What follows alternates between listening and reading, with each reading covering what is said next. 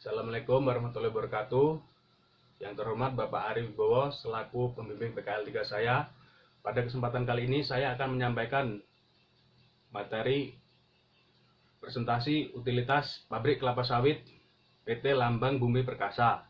Sebelum saya menyampaikan materi presentasi, saya akan memperkenalkan diri saya sendiri. Nama saya Aditya Surya Mahendra, NIM 1702016, semester 6, Politeknik LPP Yogyakarta. Utilitas PKS di PT Lambang Bumi Perkasa Lampung Tengah. Gambaran umum pabrik.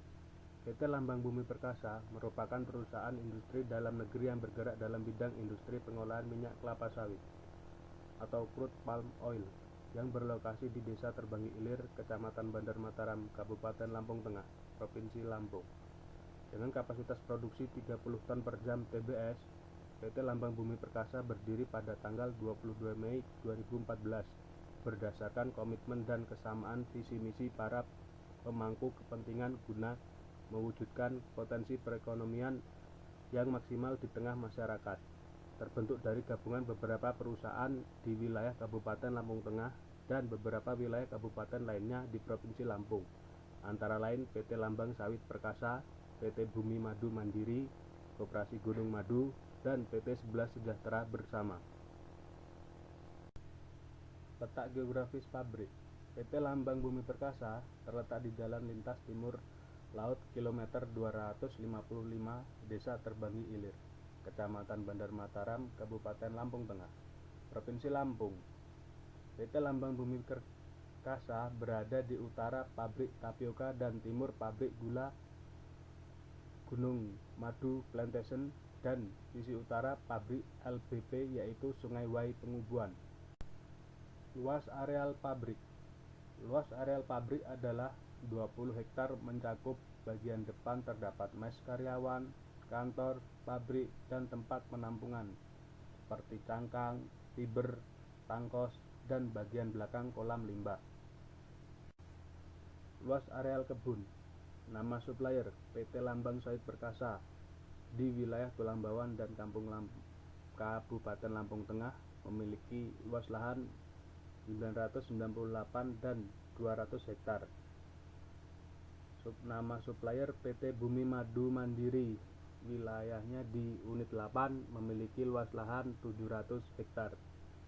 Nama supplier Koperasi Gunung Madu, wilayah Kabupaten Lampung Tengah, memiliki luas lahan 1.300 hektar.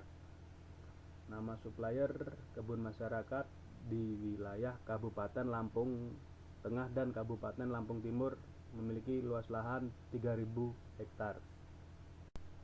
Jumlah tenaga kerja per stasiun di PKS Lambang Jaya Perkasa.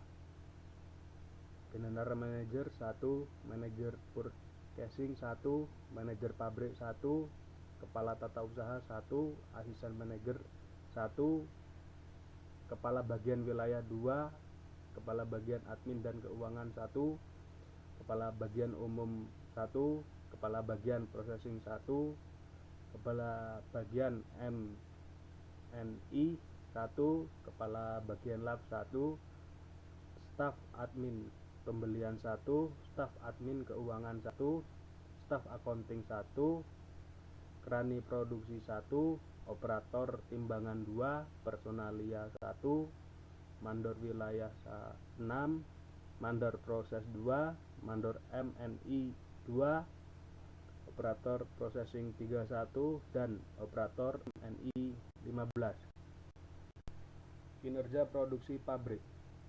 Kinerja produksi pabrik yang baik yang perlu diperhatikan untuk meningkatkan produktivitas dan efisiensi proses produksi adalah sebagai berikut. 1. Mesin atau performa alat dan mesin. Itu berisi desain engineer, total produktif, maintenance, servis rutin, dan perawatan berkala.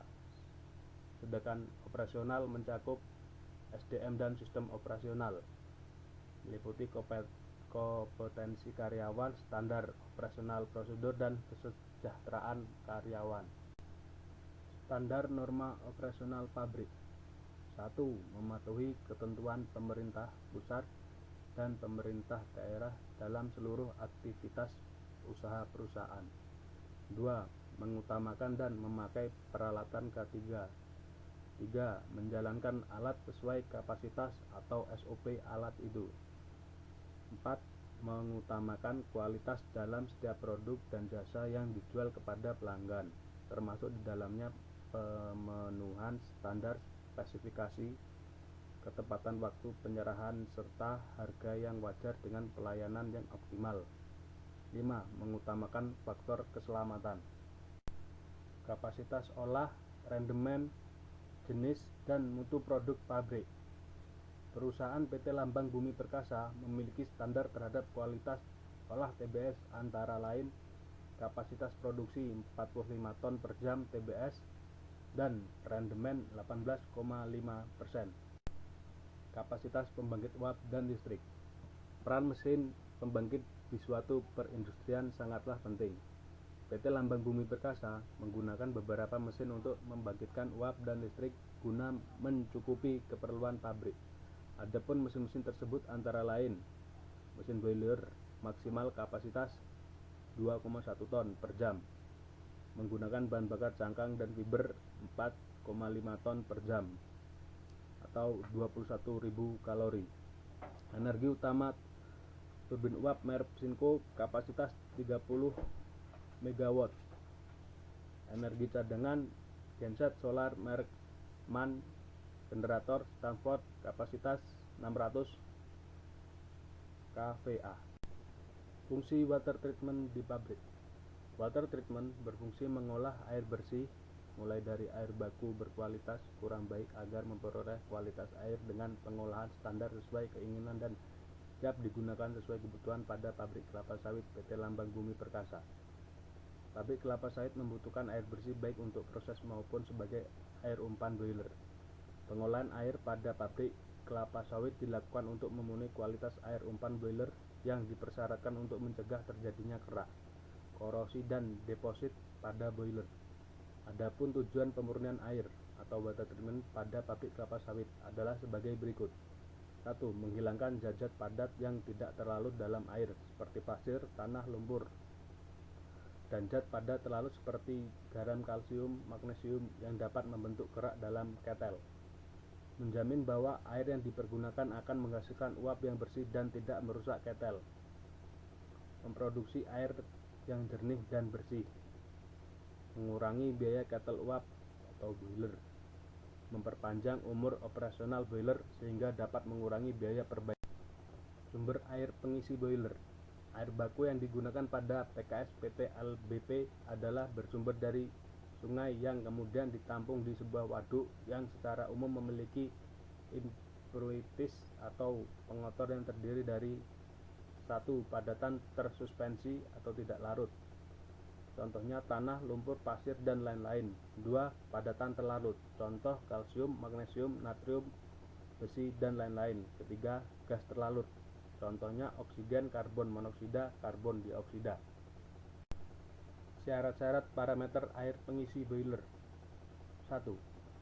Air pengisi boiler harus sudah melewati tahap penjernihan sebelum disuplai ke dalam stasiun boiler. Syarat utama air pengisian antara lain pH 7-10, conductivity 10 maksimal, silika maksimal 5. Syarat-syarat parameter mutu air boiler. 1. Mutu air guna boiler memiliki standar ketentuan tersendiri antara lain pH 10,5-11,5, sulfit maksimal 2, fosfat 30-80, silika maksimal 90, iron maksimal 2. Ini merupakan gambar alur proses pengolahan air di luar boiler atau external water treatment. Keterangan dari gambar tersebut adalah 1. Sungai sebagai sumber air. 2. Waduk atau tempat penampungan air pertama. 3. Chemical solution tank untuk pencampuran bahan kimia. 4. Clarifier water tank, tempat mengikat dan pengendapan kotoran. 5. Water basin, tempat penampungan air bersih 1. 6. Sun filter tempat penyaringan air. Ketujuh, tower tank tempat penampungan air bersih. 2. Air yang digunakan bersumber dari sungai yang letaknya tidak jauh dari pabrik. Air sungai dipompa dialihkan menuju waduk untuk ditampung. Dari waduk air dipompa menuju clarifier water tank. Pada line pipa menuju clarifier water tank, air ditambahkan bahan kimia sebagai pengikat kotoran yang terlarut dalam air dengan sistem injeksi. Bahan kimia yang digunakan yaitu Nalco 3276, Nalco 8175, soda as.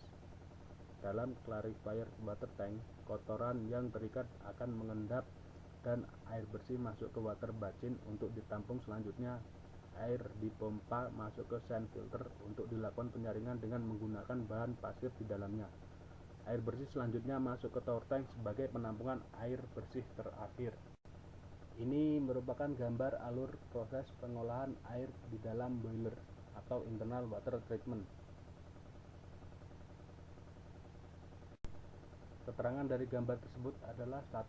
Softener tank menyerap hardness pada air. 2. Feed water tank penampung air. 3. Daerator mengikat dan membuang gas larut. 4. Boiler. Air yang berasal dari tower tank masuk ke dalam softener bertujuan untuk menyerap hardness atau kalsium dan magnesium dalam air. Selanjutnya, air masuk ke dalam feed tank sebagai penampung air dan sebagai pemanas awal dengan suhu 60-85 derajat Celcius. Selanjutnya, air masuk ke dalam daerator bertujuan untuk mengikat dan membuang gas larut. Suhu pada daerator 90-95 derajat. Selanjutnya, air dipompa menggunakan jet pump dengan tekanan 40 bar menuju upper drum. Pada problematika yang ada pada pengolahan air dan cara mengatasinya: terjadinya kavitasi atau pompa mengalami masuk angin, kualitas air sumber yang berubah-ubah. Cara mengatasi problematika yang terjadi: 1. Dilakukannya pembuangan angin supaya pompa berjalan kembali. 2. Dilakukannya jar test untuk mengetahui kualitas air agar dapat dilakukan penambahan atau pengurangan dosis bahan kimia.